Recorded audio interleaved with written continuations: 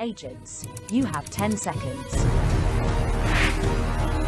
10, 9, 8, 7, 6, 5, 4, 3, 2, 1, 0.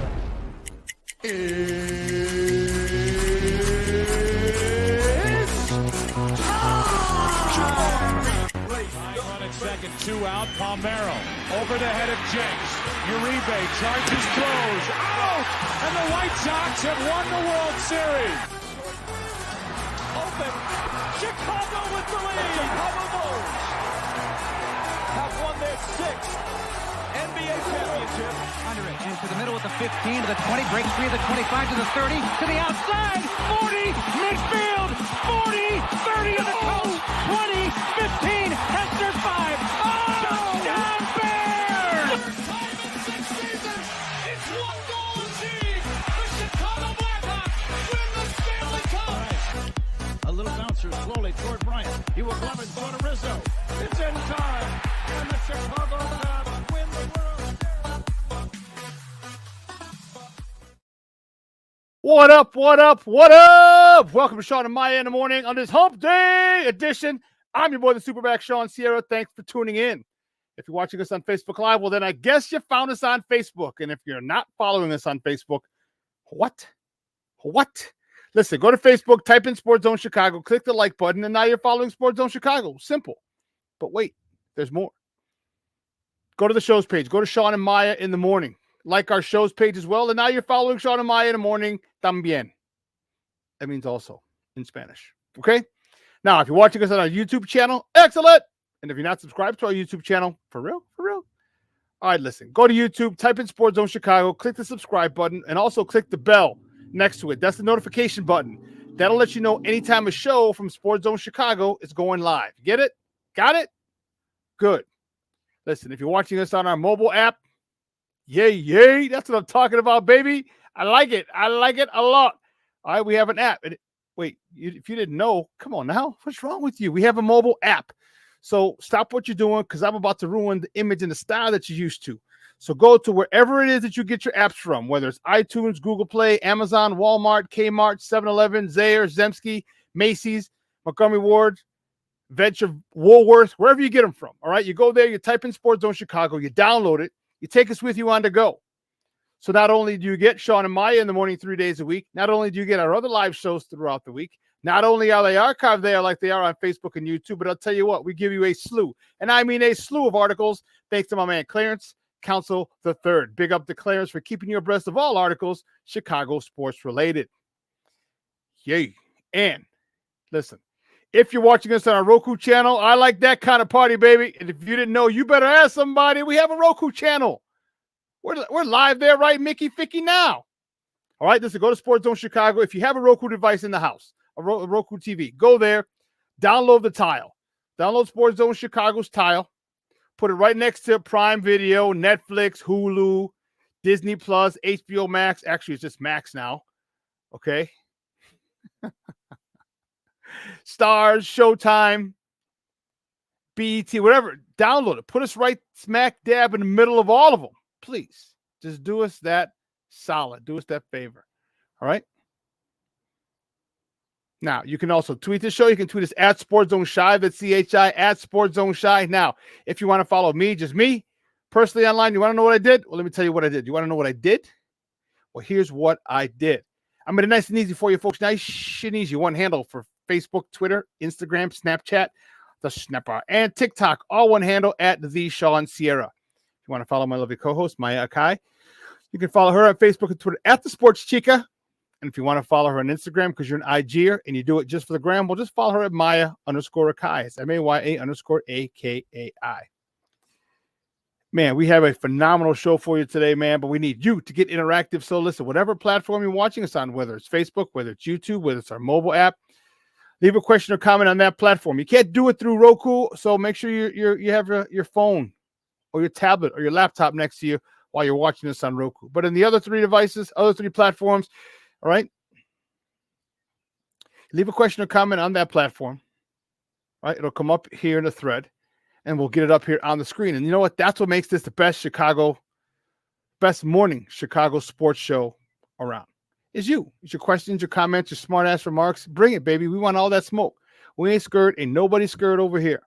Okay? We want it all. Okay? We want it all. What's the song? I want it all, and I want it now. Just bring it, baby. Bring it. Don't sing it. Bring it. From The Rock. Hey, we have a great show, man. I'm fired up. Oh, you know what? That's crazy. I am fired up because we have our show today is dope.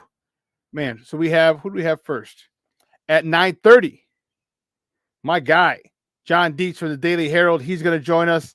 And there's a little thing called the NHL draft going on tonight. I don't know if you can tell. I'm decked out on my Indian head. How is this? How is it not? People not get suspended? I don't know. Anyway, the Blackhawks. I got my ticket for tonight. The Blackhawk draft party over at the Salt Shed. You know, the one off of 9094, off the Kennedy. If you're heading toward O'Hare, it'll be on your right-hand side or the north side of the expressway. And it said, you know, had the Salt, had the little girl with the, you know, now I can't even think of the name of the brand. But anyway, it's in the Salt Shed. They've redone it. They've turned it into an entertainment venue. And so, yeah, it's going to be there. Blackhawks. So John Dietz is going to join us at 9:30 talking about that. And then at 10 o'clock, my man Lester Wiltfong Jr. Man, you know, I can't. It's just, I know we're in a little hiatus right now. All right, I know it. The Mortons. There you go. Morton Salt. Thank you, Junior. But I'm jonesing. I'm jonesing for Bears talk. You know, we still need. There's still free agency. There's still a lot of veteran edge rushers that are out there that need a home. So we're going to talk to Lester Wiltfong. Also, we're going to ask him a little bit about this whole Arlington Heights situation, the situation over there. All right, because it's just seems like it's politicking. I mean, I get it. All right, it got valued at 30-something mil before. Then it was like 160, 170. All right, for tax purposes, like you ain't trying to pay all that in taxes. I get it. You know, and then now they're talking about they've had conversations with other cities, other municipalities about getting a stadium there, even in the city of Chicago. They're going to try and see if they can get a meeting together. How realistic it's going to be, yeah, I don't know. But we'll see. We're going to talk to Lester a little bit about that as well. So that, my friends, is what we have for today. Because I'm telling you, I'm fired up about it. You know, it is. Here we go. It's going to be must-see TV on how this situation gets rectified. And listen, that's why they brought in Kevin Warren. All right, that's exactly why they brought him in. Okay, he is familiar with these types of situations. Okay, he's making sure that he's putting the best interest of the club first. Oh, I don't know what that was about. Putting the best interest of the club first. So, and he's not messing around. He is not playing. And that's the thing that you have to realize. He's not playing. He's done this before. He understands, you know, the art of negotiation. Let him do it. Let him cook, as people say nowadays. Let him cook. Let him cook. But yeah, so we'll see. We'll see how it plays out. I'm looking forward to seeing, because what if, just spits and giggles, what if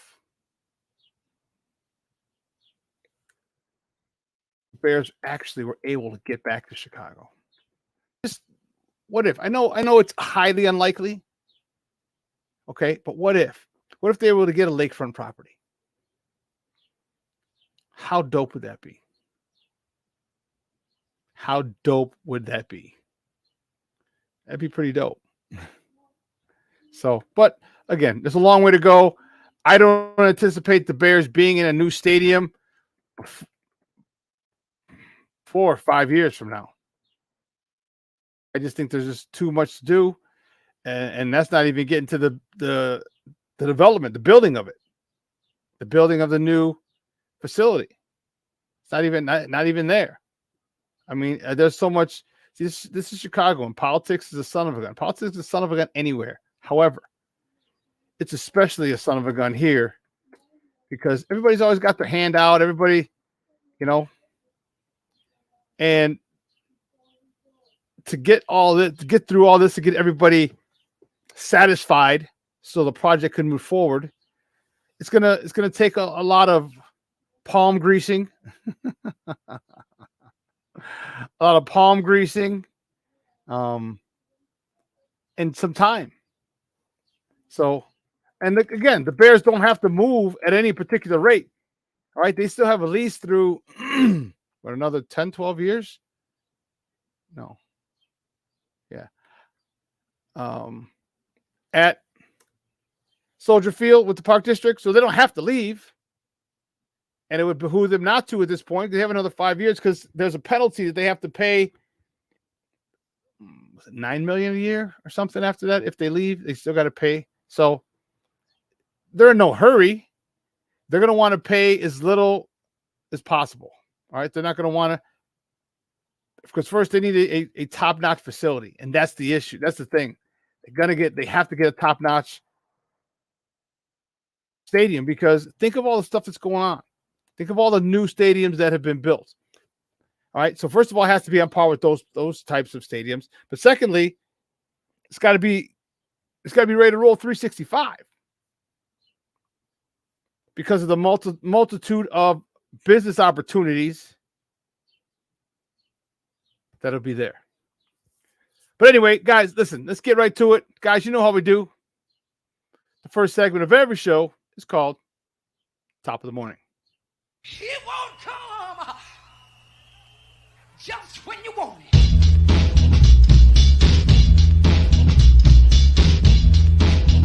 Top of the morning to you. Top of the morning to you. Top of the morning to you. The first top of the morning topic for today. Let's see which way we go. Which way do we go? Ah, yeah, the Cubs. They had a rough one. They fall to the Phillies 5-1. Jameson Taillon, he got the loss. He's 2-6 on the season. He went 5 innings pitched, 7 hits, 5 earned runs, a walk, 8 punch outs. Nico Horner, he was 1 for 4, driving in the only tally for the Cubs. His 40th of the season. Cody Bellinger, man who's continuing to make more and more money for himself as the year goes on. He was 2 for 4 with a double, his 11th. I've talked about it ad nauseum with various Cubs writers and bloggers and podcasters and just baseball podcasters as well. This guy's making himself a lot of money. This contract that he's going to be getting at the end of this season, whether it's from the Cubs or somebody else, it's going to be pretty hefty. You know what? I'm happy for him. More power to him. Okay, coming off an injury, he's able to one, contribute to a team, and he's contributing very, very highly to this Cubs team. But two, he's going to increase his market value. So for him, all power to you, Papa. Make that money. All right, keep playing baseball, keep enjoying, doing what you enjoy, doing what you love, and make that money. I ain't mad at you at all. The next top of the morning topics, the good guys. Yeah, that's a tough one. Good guys, that was a struggle. Big loss yesterday in Anaheim. The Los Angeles Angels of Anaheim. Oh, man, it was a pitching duel for a long time. And it's saying something about Kopech. The White Sox, like I said, they fall 4-2. And listen, Kopech, he got the loss. He's 3-7, 4 innings, 4 hits, 2 earned runs, 7 walks, 3 punch outs. But the crazy part about that is that he had about 100 pitches. He had about 100 pitches in those 4 innings. It was a struggle for him. It was a struggle for him yesterday. He had the bases loaded at one point, and he got out of it unscathed. And you look at that, and you're like, wow. See, Kopech is so good. Okay? Kopech is so good. He was able to get into a jam like that and get out of it. But he, along with the rest of this team, there's some mental issues going on with this team. I don't understand. It seemed to me like yesterday, and it just seemed like it. Seemed like he was in awe of Ohtani. It just seemed like he was. All right, he didn't have his best control, his best stuff.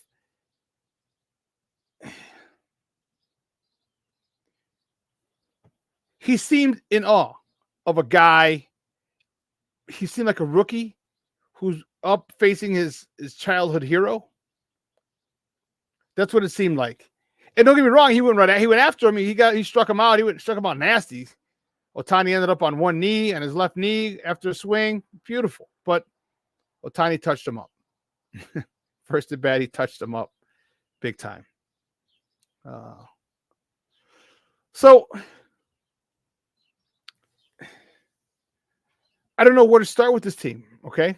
So I guess I'm not going to go in too deep because we have other topics that we got to cover. But man, it's just, we all gave Tony La Russa grief last year in the 2 years, mostly last year. Maybe it wasn't him. Maybe it's not all him. Maybe we actually got to put the blame on the players. Crazy thought, huh? Maybe we got to put it on the front office because they have refused to bring a leader into this clubhouse. A talented leader. Can't put it on Grifol. Grifol's coming in one hand tied behind his back. He's a rookie. No one's going to listen to him. So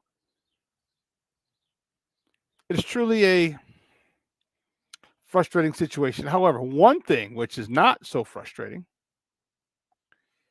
this guy that I'm on him a lot. Okay? And you guys know my favorite player is Yoan Moncada on this Chicago White Sox team.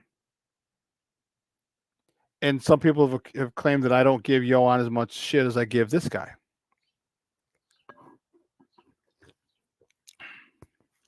I give this guy, that's not true.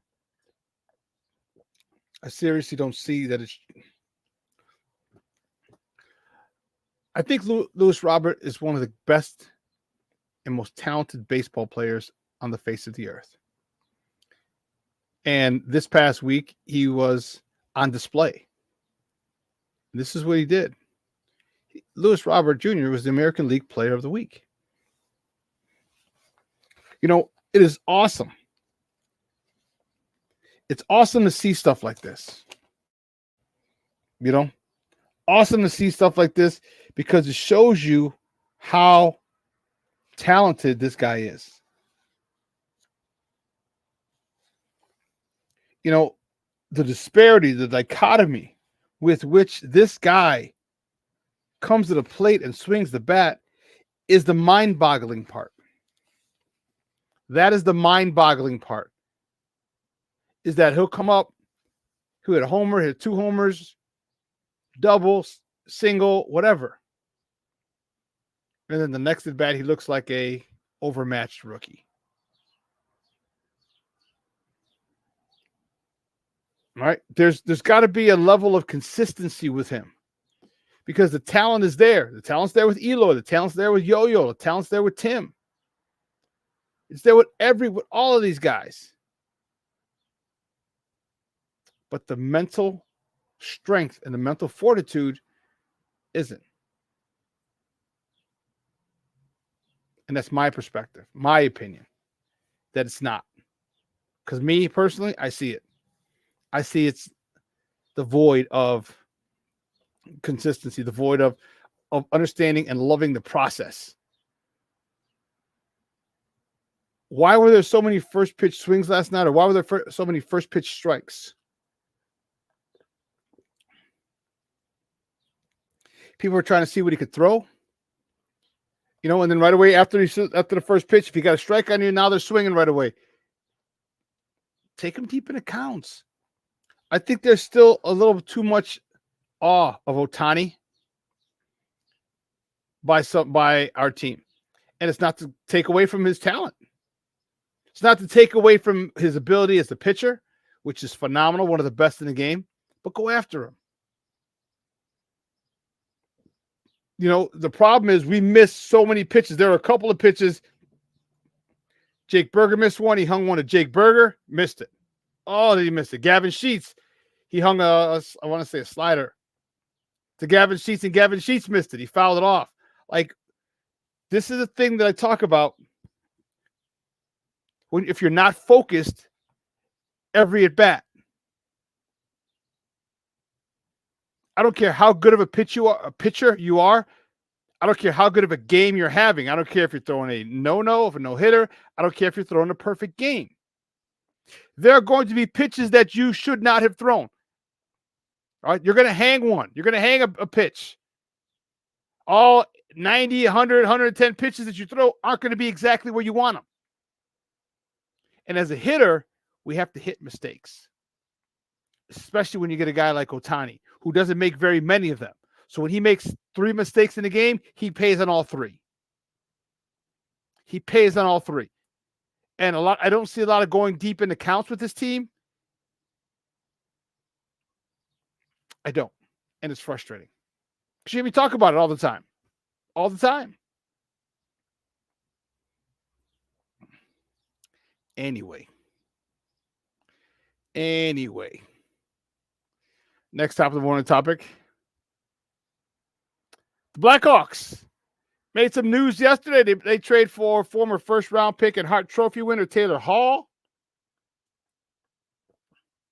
for the Boston Celtics. They also included Nick Foligno, who's scheduled to become a free agent at the end of the season. Well, in a couple weeks, but they were able to get a deal done with Nick, and he's coming to stay here for a year. $4 million on the books. It might be an overpay, but you got the money. All right, where he goes next year, probably not going to be our concern. So now you have a couple of veteran guys, couple guys who can put the biscuit in the basket and light the lamp for our new center. All right, and that is this next top of the morning topic, and that's Connor Bedard. We talked about today. Today is the day of the NHL draft. The Chicago Blackhawks have the number 1 pick. It is all the haze in the barn, so to speak. The Blackhawks are going to end up taking Connor Bedard. He is the next generation. Every 4 or 5 years, there comes along one of these types of kids. And for you to be able to draft them, you are very, very fortunate. And the Blackhawks are very, very fortunate. The draft is down in Nashville. And what I really like, and it's very smart by the NHL stole a page from the NFL's playbook, where it's an event. How eventful was it back in the day? First of all, who cares about hockey? Hockey is probably the 3rd or 4th most famous or popular sport here in America. Okay, you have your fan bases, and they have their rabid fans.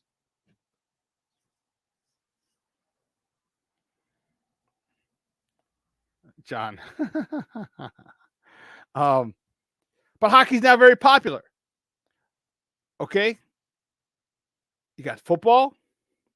You got basketball. You got baseball. Then I think hockey comes in after baseball. So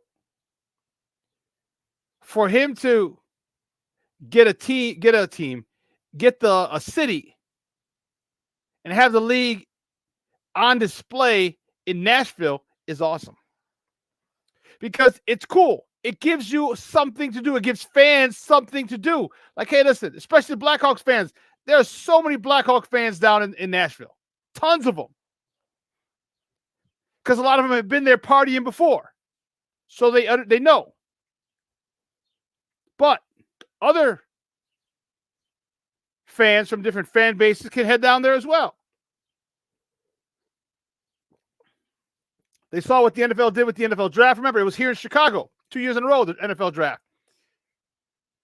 And it's an event. So the NHL made this, and HL did this, and made this an event.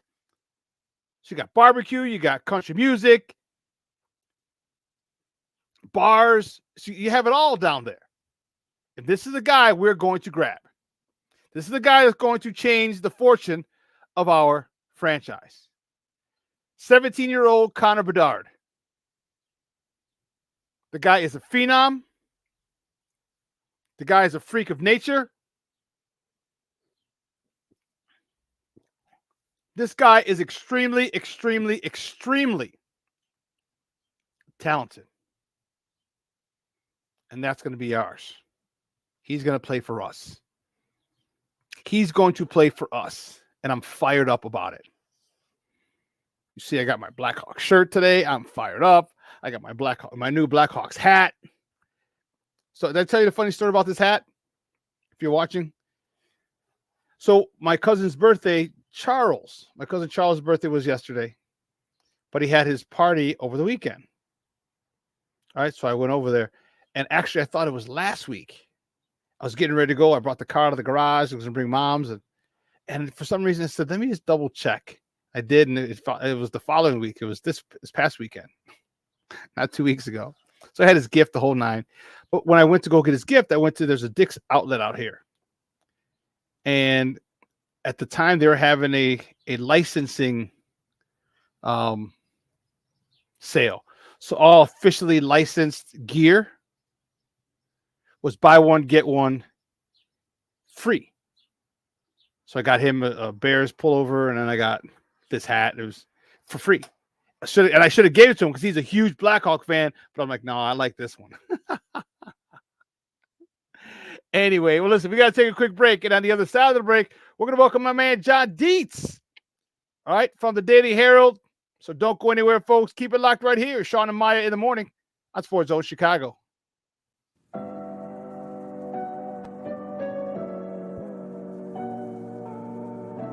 How do you take care of your mind health? For my mental health, I meditate in the mornings. I have my dogs. They're the best. I just find ways that help me just relax. Finding things that make me happy, like being close to my family. I meditate a lot and read books. I have hobbies outside of the game. I'm able to switch off. I'm able to turn my brain off from the game of basketball. Your mind health matters. Your mind health matters.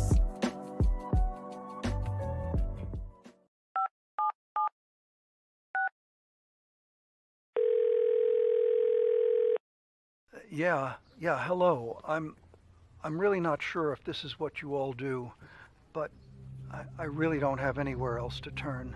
Hi. I don't even know why I'm calling right now. I'm sorry. My thoughts are going a mile a minute. My kids are out of state. My buddies from the Army are all gone now. I'm really alone. I left the service last year. My mom just passed away a few months ago. I miss so much time with her.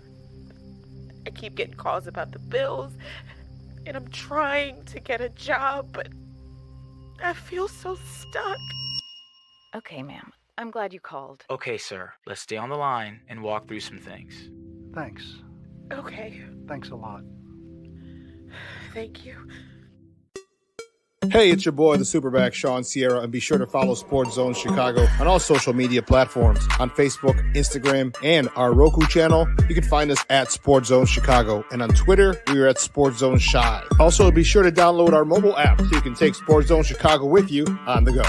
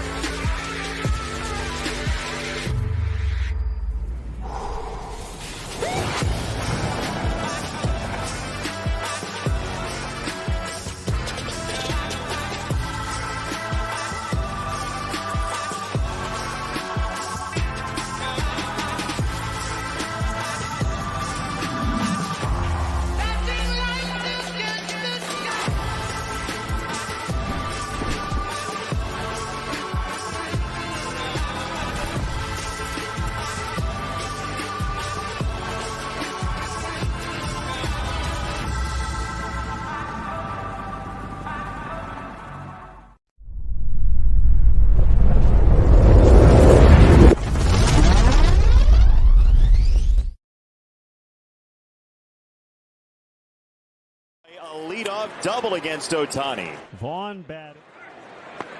There goes the runner. Throw down to second base is in time. Rengifo, who was traded for C.J. Cron, caught stealing. Nice throw right here by Grandal. Looked like Elvis did a good job of shielding that base with his foot. Look at him put his foot. This is a little veteran move. Fletcher batting. Wallach is running. The throw to second by Grandal, and Wallach is out. It was a hit and run, and Fletcher swung and missed. Welcome back to Shawn and Maya in the morning on Sports Zone Chicago. Those clips courtesy of NBC Sports Chicago. Those are the good guys. And, yeah. Didn't do too well yesterday. Again, against the Los Angeles Angels of Anaheim of Orange County, Disneyland, whatever you want to call them, or whatever they're calling themselves these days. Gloom and doom on the south side, but you know what? There's sun. You know, this kind of reminds me of like the Addams Family or the Munsters, where you had just the cloud over their house. Well, that's how it is over on the south side, where the clouds are starting to dissipate on the west side for one team, because they damn sure ain't dissipated for the other team. Who plays in that building? That's for damn sure. But today's the NHL draft. It's tonight in Nashville, Tennessee. And as I said, there are tons of Blackhawk fans who've made the trek. And my next guest is a guy who's a good friend of the program. You know him. All right. He's been rocking with us over here for years. All right. And now he's at not only does he cover the Blackhawks for the Daily Herald, he's covered the Bears. I want to say Bulls. I'll ask him. But anyway, we got connected because he covered the Hawks, man. And I loved everything he taught. I love his perspective. I love, he's extremely entertaining. Good friend of mine. Now, you can find him on Twitter at JDietz, D-I-E-T-Z, JDietz Sports. Guys, let's welcome back to Shawn and Maya, our guy, John Dietz. John, what's up, Papa? How are you? I'm doing well. How are you, Shawn? I'm going to apologize right off the bat for my voice. You shouldn't have pulled an all-nighter. You're not 25 anymore, buddy. Telling him. We were at Wrigley yesterday. I think I was outside for like 9 hours, and it might have. Oh my goodness. Yeah, well, my brother was completing a 7 ballpark tour. Okay. Other 6 were on the East Coast, and he stopped at Wrigley for his last one. Back where he was from. So yeah, we were outside a lot yesterday. I don't know if it's the wildfires or my wife always makes fun of me for whenever I talk too much, my voice goes to. Well, we want you to talk, baby. You drinking some tea, coffee? What do you got there? This is coffee. So okay. My sister's here. She told me to stand up. That maybe that'll help. So. Oh, okay. Well, I have my tea here that I have every show. So, salute. Yeah. Salute. Well, speaking of good things that are going to happen tonight, barring something that's completely out of left field, the Blackhawks are expected to take the number 1 overall prospect, Connor Bedard. They made a move yesterday. Talk to me about that move that they made yesterday, the trade with Boston. Okay, getting a couple of veteran players to kind of go with this youngster, kind of lead, give him some veteran presence around. Talk to me. How much did you like that move yesterday? Those are 2 days ago, right? I know. Oh, was it 2 days ago? Damn. Yeah, it's all right. If you're like me, days all kind of run together. Yes, they do. There's no such thing as the weekend. There's no such thing as a Monday. Especially since there's no Bears action, and the Sox Right. keep losing. So did they lose again yesterday? They lost yesterday too, and the day before, and the day before. Yeah. No, the Hawks needed to add some salary. For those who don't know a lot about the NHL, there's this thing called the salary cap floor, which the Hawks were nowhere near. They need to get some salaries on their books to reach it. Right. So they brought aboard, and the Bruins. When you have too much salary on your books, you're going to be over the cap, and so teams have to do things like this. So what the Hawks ended up doing was they traded Alec Regula and Ian Mitchell, 2 young defensemen, for Nick Foligno and Taylor Hall. And then they signed Foligno to a 1-year, $4 million deal. And Taylor Hall has 2 years left, $6 million each. So it really helps their salary cap position. It also brings aboard 2 really good veterans who are, that's what they did last year, right? When they brought in Anthony Siu and Max Domi. Although in this case, I think, it'll be interesting. Taylor Hall's a really good player. Yeah. It'll be interesting to see if he has the same kind of offensive season and overall season that Max did. Max had an amazing season. He was a great mentor for some of the young guys. So that's why they did it. They brought these two veterans in to add mentorship to obviously Connor Bedard, and all the young kids will be playing this year, or young men, I guess. We're old, Shawn, so they're all kids. So yeah, good move. And it's funny with Luke being the coach that he is, and the fact that they're bringing Bedard in, and some of the young guys are going to mature. This team could be better than, I'm not predicting any huge season, right? But they could be better than expected, especially most people think. Yeah. You're not putting them in the Eastern Conference or Western Conference Finals, but you're just saying that they'll surprise a few people. Yeah, and I think that surprised some people last year, right? I can't remember their point total last year, but it was like in the high 50s. But I don't know. They think they could get to maybe the high 60s this year or something like that. So, two good players, two good guys. I've heard really a lot of great things about Foligno. So, that's the kind of guy you need to bring in too. Just really, show guys how to go through 82 game seasons and all that kind of stuff. Talk to me then about the culture, because to me, people, especially if you haven't played sports, but if people should get it, because we all had jobs, and for all intents and purposes before COVID, we all worked in an office, in a building, in a school, and such. So there was leadership. There was a culture that was set by the principal, by your supervisor, by the manager, whoever was in charge of us. The culture that the Blackhawks set last year was a good one. What you talked about, and it has nothing to do with wins and losses. All right, it's how you win and how you lose. The Blackhawks were in a lot of games that they probably shouldn't have been in. They won one or two that they probably shouldn't have won. They weren't blown out as much as they probably should have been with the lack of talent that they had. And that's from the head coach. And that is the attitude and the culture that he's set in the locker room. And now that he's going to be now that he's added more talent with the trade 2 days ago, with the talent he's going to add this tonight. All right. Yeah, they are going to surprise a lot more people. And the same thing is similar to the team on the lakefront for now. All right. I say the same thing about them, but we'll stick with the Blackhawks.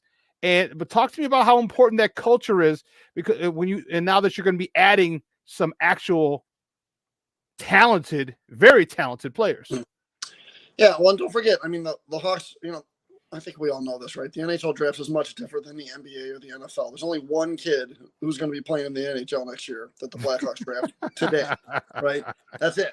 Connor Bedard's going to be playing in the NHL, though the rest of these young men or young kids are going to be, we're going to be 2, 3, 4, 5 years down the road before you see any of them. But for Bedard and all the young guys that are coming up from last year, yeah, it's very important. You need, like I said, you need to show these kids how to, like, look last year, right? You had Patrick Kane, Jonathan Taves, Max Domi. You had like a Jake McCabe on the blue line, Seth Jones, just guys like that. Respected veterans. Yeah, established veterans. Right, exactly. They know how to go through a season. Jack Johnson also, right, from Colorado, who just won a Stanley Cup. So he had a bunch of guys who could show the young guys how to play. And then, Hawks fans, I think, to me, should be most excited about who their coach is. Like, Luke really gets it. And you could tell from the exit interviews last year at the end of the year, especially like Caleb Jones he said something like, I'm going to paraphrase here, but he said something like, our system is much more understandable than it was before. We really know what we're doing on the ice now. So that, I mean, it kind of throws Jeremy Collinson under the bus, right? Yeah, a little bit. Yeah. But Luke, and I'm like, when did you kind of know that it was going to be better? He's like, pretty much the first day of training camp. I have to go back and look at. I'm saving all these quotes for the next year because I want to do a kind of a profile piece on Luke. So I'm giving you some some key preview stuff. Yeah, I like it. I like it, baby. Yeah, exactly. So the culture's set at the top, right? It's set. I mean, obviously it's Kyle who brings in the players. And you want to bring in the right players to set the culture, but it's also the coaching staff and the coach. So Luke has set a tremendous culture. He's also set up a system everybody understands. He also, we're going to play hard every night, and he's even keeled, and he doesn't lose his cool, which some coaches do, and it's fine. I mean, I guess, right, that's their style.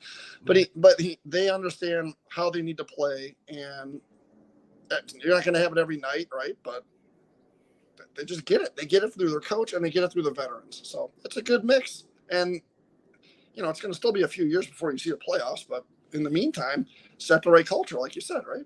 Yeah, and that has you playing first and foremost fundamentally sound.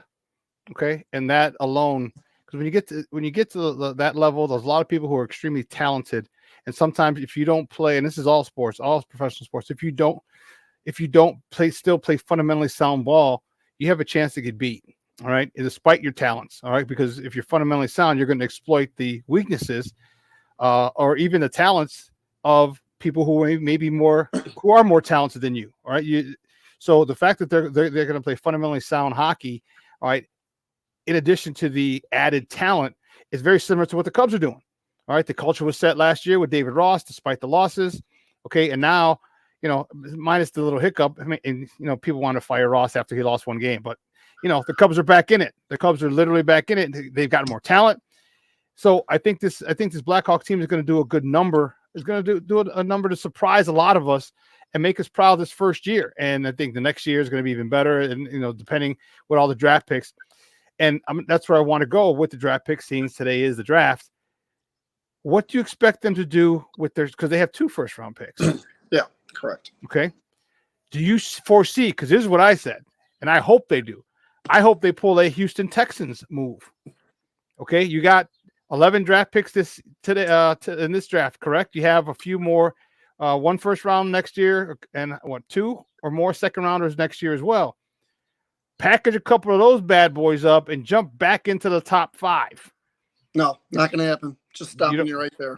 No. Why not? Because of GM. Yeah, I asked Kyle that exact question a couple days ago, or when I interviewed him. See, that's why great minds think alike, John. Well, and it's in my story today. And I said I talked about this with a couple baseball writers at a White Sox game I was covering, and they said exactly the same thing you just said. And I said it's not the same. You can't compare the NFL draft to the NHL draft. You cannot do it. I mean, well, you could come up with some bizarre. His basic answer was, I can't even envision what it would take to move up that many spots. That was his answer. Because think about it the other way, Shawn. What would it take you if you had the 4th pick of the draft, or even the 5th, to move down to the 19th pick?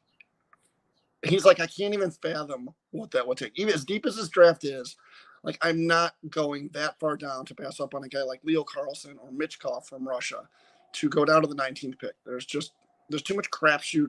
What are you going to do? Give me next year's first round pick? And no, these guys, the very, very top of this draft is way too strong. And most years it is to move down 15 picks in any NHL draft. It's just too big of a move. So I get your pie in the sky theory there, but it just can't happen.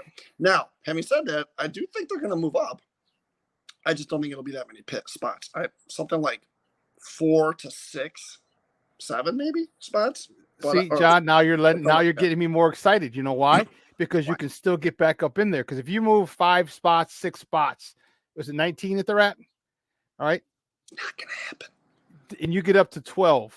It's not going now you can get someone who's at 4 or 5 from 12. You have picks. No, it's not going to happen. Bless it. Yeah. It's just not going to happen. It's going to take you capital to get to. It's already going to take you capital to get to up to 12 or 13 or 14, and then it's going to take you a ton. That's still a massive move, Shawn. Even from 12 or 13 or 14 to 4 in the NHL draft.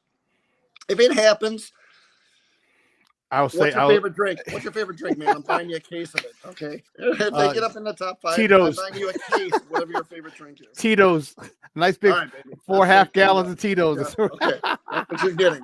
If they pull that off, I will immediately tweet it out too. Oh man! So now what is it? What else does it do? The fact that we're getting Connor Bedard, the fact that we have a whole bunch of other picks. How likely is it that you're going to get some free agents, some veterans who say, "Hey, hold on, man, I might want to play with this young buck," or might not, or veterans might even be a young veteran. I mean, because guys started at 20, 21. They might only be 24, 25 and say, damn, I want to play with this guy over in Chicago because they're about to do some stuff in about 3 or 4 years. I think I may want to go there. How is him being drafted by us going to attract other free agents? It's huge down the road. I don't know how huge it is this year. Okay. Because some of it is also that Davidson's not going to sign any free agents for more than a 2-year deal, I don't think. And that's what he's told us. And that's what he did last year. Okay. I just don't, because they don't want to get hamstrung into long contracts. They're not in that field right now. They're not in the, hey, we're going to go get the best free agent for 7 years. Right. They're not there yet. They're not there yet. It doesn't mean that, though, that what you just said could happen. Like a guy who's, well, I'm just going to go back to Domi or Anthony Ciu, both guys who wanted to sign deals that to prove themselves last year, and they didn't even have a guy like Bedard to play with, but they had Kane and Taves to play with. And they came to the Hawks because they knew they were going to get opportunity, right? And then if they proved themselves, they probably would get traded to another team. Now, you're talking about something else, though. You're talking about coming to the Hawks to stick around, and then a few years down the road, hey, with this Bedard kid and all this other stuff going on, and Korchinski from last year and all their other picks from last year, that, hey, yeah, in 5 years, 3 to 5 years, the Hawks are going to be big-time contenders. But, a lot of mid-range NHL guys don't have 3 to 5 years. I mean, the NHL, it's just kind of like an NFL running back or an NFL player, period, right? Their careers, just most guys aren't very long. Mm-hmm. You can look at a lot, there's a lot of guys with nice long careers. Right. But if you look at the main chunk of guys, you're right, the careers aren't very long. Right. Okay, so however, in 2 to 3 years, I'll call it 3. Let's call it 3 years. That's when Davidson's going to be like, okay, let's put the pedal down and let's go. Let's pour some gasoline on this fire. And just like spend you some said, more money, get some guys, some high price free agents. So just like you said, right? Okay, now we're talking. Okay, hey, there's a Marian Hossa guy available, right? Let's go get just like they did back then when in 2009 when they brought Hossa in. There'll be things like that happening. Definitely. I mean, it's just like, remember, it's like go back to the Bulls in the 90s. Oh my God, we could go win a championship with Michael Jordan. Yes, I'm going to go sign there. Right. And that's the truth with all teams around the league, right? I think guys want the most money they can get. Agents sometimes get in the way. I've talked about that with a lot of writers, that agents get in the way with a lot of times. Like, oh, you can get another $1 million here. Well, yeah, but I can win a cup there. It's like, I want to win what they really should be saying is we could get another $1 million here. Because that's more my commission, my percentage. That's what the agents think all the time. And the NHL's we won't get too deep into the weeds, but there are some definite advantages to having teams in certain areas of the country, right? I mean, the Hawks you deal with a state tax of 5%, but in Florida or in California, and I'll go to California and Canada, you got massive taxes. But in Florida, you got nothing. No state tax, nothing. Yeah, so those are little things that, like Stamkos didn't sign. He would have had to sign for a lot more money in a different state than he did down in Florida. So anyway. Most people don't realize that, John, that there still is a life factor, a real life factor in professional sports, and then not only that is that you still get taxed when you go on the road. So you're going to want to say, hey, I'm going to want to stay in a place within a state like Florida, because for 41 games, I don't have to pay state tax. Now, when I go out to Illinois, I play the Blackhawks, I go to New York to play the Islanders or the Rangers, or now and people don't realize that there's tax you got to pay because you've earned money in their particular state. So, and then you go to Canada, that's even crazier. So yeah, there's a lot of people that people have to, have to realize that they don't realize, because they've not privy to that information, because no one ever cares to talk about it. So, right. Again, let me give it quick break. We're joined by John Dietz from the Daily Herald, talking Blackhawks hockey right here on Shawn and Maya in the morning on Sports Zone Chicago. Anything you see? Do you think if the Blackhawks do trade up, what would they be going after? A forward? Would they be going after a defenseman? Well, I asked Davidson this question too, and I said, what's your draft philosophy? And he said, always best player available. Always. He said, you have every other day of the year to manipulate your reserve list. And these are the 2 days you have to find the players who are going to make the NHL. What's the point of drafting a guy? And let's just go to a little bit deeper in the draft. In the 3rd or 4th round, and our best guy on the board is a forward. We already took 6 forwards. We can't take another forward. He's like, no, we're taking that forward, because we want we can go get backup defenseman and so on. We can fill that reserve list any other way. If this forward is much better than the other defenseman that's on there, we're taking that guy. But anyway, to your point, if I had to predict, which I did in my story today, I think they will trade up a few spots, and yes, they will take a winger, a high-scoring winger. Now, there's a whole bunch of kids who I wrote about today who could be. It depends on how all these other teams value these guys, right? Mm-hmm. And so I think we'll keep an eye on who they take, And I think it, because think about it, like, and then let's say they move up to 14 or 15, just to pick a number, and they stay at 19. Those are nice high picks in the NHL draft. I'm gonna guess in 2 years that kid is playing for the Hawks, and if they got the right guy, and he's a big time high scoring winger, and now you got him with Bedard, I mean, wow, right? So you're. So he'd be developing his skills. And then you got Lucas Reichel. Yeah. You got a hell of a top line now. So yeah. You need defensemen and stuff. And you got Korchinski, who you drafted last year, Sam Rinzel, who you drafted last year, both great, well, theoretically going to be great defensemen. So now your team's kind of coming together. So that's my prediction, man. I think I'm going winger. Okay. Yeah, because that makes sense because the kid's going to be developing his skills. And if he's a high power scorer in the juniors or in the AHL, and now he's got and that's the one thing you want confidence. So when he's ready to step, because if he's a high scoring winger, he's going to be ready to take a step to the next, up at the next level. He's ready. He's anxious. And then as Bedard matures, and Bedard, this guy is amazing. Now his winger's going to be excited to play with Bedard, who's maturing. It's going to be quite interesting. And man, I've seen a heck of a lot more. Reserve your suites for this season at the United Center. A lot more ads on Facebook and then for the Blackhawks, because they know, the excitement around this kid is awesome. And I just really hope he lives up to the hype and really brings this franchise and this fan base back to respectability and then some, because those 5 or 6 years were just insane. I don't know if they're up there with the Bulls. I want to put them that far, but it was just good to be repeat every year. No, the question was never if we're going to make the playoffs. The question is how far are we going to make the playoffs? Is this another year for a cup or not? And that was fun for those 5 or 6 years. Yeah, well, I mean, they always tried to extend. While McDonough was there, they were trying to extend the length of, how long the run could go on for, and they extended it for too long. You go back to the Seabrook contract, it pretty much starts right there, and then Bowman is making a bunch of bad moves and things like that. So, now they are where they should have been. You don't want to be, I love Davidson's comment. He goes, you don't want to be in the messy middle. The Hawks were in the messy middle for too long, just trying to make the playoffs and just not making it, not having the team around the players, they're just an average team, and that's the messy middle. You don't want to be in the messy middle in sports. Just rebuild like they are rebuilding, or be at the top and going for championships. One extreme or the other. Hey, John, great stuff, buddy. I appreciate it, man. Where are you watching the draft at tonight? You going to the Salt Shed, or you going to what are you doing? I was going to go to the Salt Shed, to be honest, and then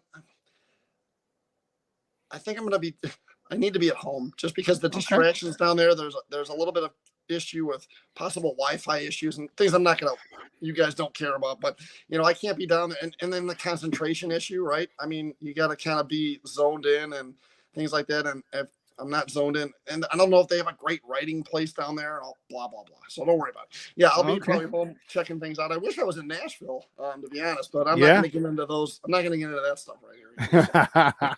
Hey, John, man, great stuff, and man, I'm looking forward to tonight seeing who else we get and what other moves we make. So it's going to really change the fortunes of this franchise, and it's going to be good to have the Blackhawks back, the Madhouse on Madison rocking when the Hawks are playing pretty soon. Yeah, and tomorrow will be interesting too. A lot of picks. They have a lot of picks tomorrow. So that tomorrow, for those of you interested, the draft starts at 11 a.m. Central Time tomorrow. So first hour of that draft is going to be very interesting for Hawks fans, again, because right now they have 4 picks in the second round. That probably will change tonight, but they'll probably have 3 or 4 picks tomorrow just in the second round. So that'll be interesting. Good stuff. John, we'll talk soon, Papa. Thank you. Have a great day. All right, bud. You too. All right, bud. Guys, that's John Dietz from the Daily Herald joining us, man. Great stuff, my man, John Dietz. And, man, he shot that down quick. Man, I didn't even get to pull it to finish the statement. He's like, stop it. I'm like, come on, man. They can't trade up. I still think, call me crazy, you may be able to make 2 jumps. Jump to 10 or 11, then if you get to 10, jump to 6. You have a first-round pick this year, an extra first-round pick. You got 4 second-rounders this year. You got a first-round pick next year. Maybe not trade the first round. That's why I'm saying make that jump. Give your first round this year, 2 seconds this year, a second and a third next year. There are teams that might do it. And I know John said that it's top heavy this draft, so a lot of teams may not want to trade out. But if you get more picks next year, I don't know. I trust John. I do. I just trying to see if I can find a way to get it done, get that done. I'm trying to see if I can find a way to get, even if it's top 10, the number 8th pick or number 9th pick, or even the 10th pick. All right, get back up there, get 2 studs. But we'll see. I hope so. And he said he's going to buy me a case of Tito's. You heard him. We have it here live. All right, he's going to buy me a case of Tito's if they do jump back up in, say, the top 10. Oh, that'd be great. Me, I have Tito's for a long time. Hey, listen, let's take a quick break. On the other side of the break, what we're going to do, we're going to switch gears. We're going to talk to our guy, Lester Wilfong Jr. We're going to talk to him, talk a little Bears football. I'm excited. I am excited. So don't go anywhere, folks. Keep it locked right here. Shawn and Maya in the morning on Sports Zone Chicago.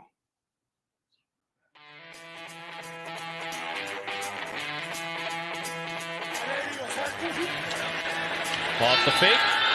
Fields against the grain. Finds Jesse James. Field. With time. Delivers down the field. And Cowboy. Still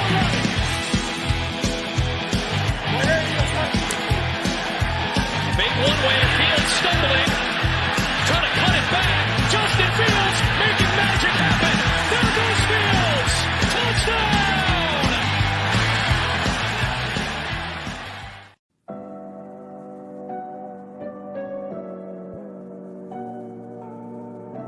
How do you take care of your mind health?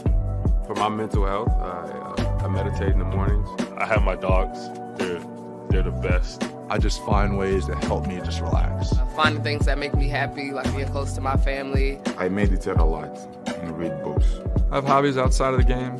I'm able to switch off. I'm able to turn my brain off from the game of basketball. Your mind health matters. Your mind health matters. Hey, it's your boy, the SuperBack, Shawn Sierra, and be sure to follow Sports Zone Chicago on all social media platforms, on Facebook, Instagram, and our Roku channel. You can find us at Sports Zone Chicago, and on Twitter, we are at Sports Zone Shy. Also, be sure to download our mobile app so you can take Sports Zone Chicago with you on the go. Everybody in a work zone is someone somebody. This is my mom. She works for KDOT. This is my dad. This is my mom. This is my daddy. This is my sister. This is my daddy. This is my son, Scott. He was killed while working in a highway work zone. When you drive through a work zone, drive like a life depends on it. Because it does. Order up. Thank you. When I want to give up, I try to focus on getting to the next minute, then the next hour, and the next day. It might not seem like it right now, but there are people out there like me who want to listen and support you for the long haul. And I found someone to talk to, someone who listened. You are not alone. Hey, this is Dr. J, and I listen to Shawn and Maya in the morning.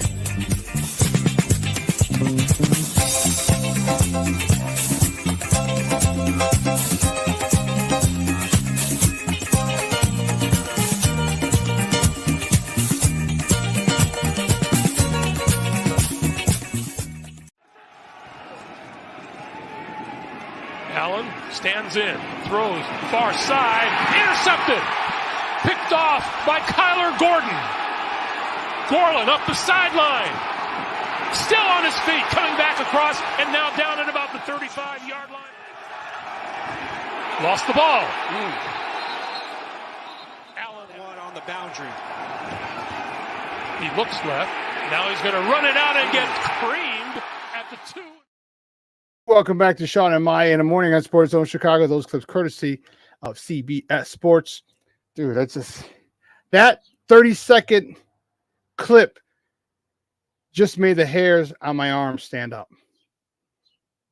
That 30-second clip. It wasn't even a great clip. It wasn't Justin Fields throwing, running away from everybody. Just that whole thing got me excited. I am excited to continue House Music Monday, even though it's Hump Day. Man, it cannot get here fast enough. July 25th, which is my birthday, but it's also the day that players report back to camp. And I'm telling you, this is going to be a season that most people won't believe. They think I'm crazy. And I'll show you who's crazy, damn it. I know my football. I do. And I want to talk about it with my next guest. Man, this guy, he and I have been rocking together for years, and I love it. I love having him on. He's the head honcho over there. He is the EIC, the editor-in-chief over there at Windy City Gridiron. He's a good friend of the program. You can find him on Twitter at Wiltfong, WILTFONG JR, Wiltfong Jr. You can find him on Twitter at Wiltfong Jr. Guys, let's welcome back to Shawn and Maya, our guy, Lester Wiltfong Jr. Lester, what's up, Papa? Good morning. What's happening, brother? How you doing? Man, I am happy as a pig in slop. I'm excited about my Blackhawks today. I got my little day. You're ready? I'm fired up, baby. I think I'm gonna head to the salt shed down on Clybourne. I got my tickets already. They're free, but I got them. So yeah, it's gonna be fun, man. Now another team is gonna be moving in the right direction. Yeah. All right, not just like our Bears are moving in the right direction. How excited are you? Or how annoyed are you right now because it's the dead time? I mean, we had about 6 weeks between end of OTAs, mandatory OTAs, the training camp. How are you buying this time? Are you making you getting cool points with the misses or how you do? Because that's probably the best thing to do. Because once football season starts, it's a track meet. Yeah, no, I mean it's the dead time, but nice thing about the NFL is they space everything out. So pretty much it's 12 months a year. There's NFL news. This period we're in right now is it's a little dead, but this is when a lot of the national analysts will start popping off some of their lists. Get the top 100. We'll start seeing the predictions for the all rookie team. Some content creators can dive into some analytics and kind of do some more creative stuff. So. There's always something going on, especially with us at the site. I mean, there's something the same with you guys. I mean, you're still talking Bears. I mean, it's the end of June, the dead period. But here we are, man. We're all passionate fans. We all still want to talk about the Chicago Bears. Man, we do. And funny you mentioned it. I'm thinking about adding another show, just talking Bears. Just because I love it, dude. I can't, and I just worked the DJ Moore camp this past weekend. And, I was excited.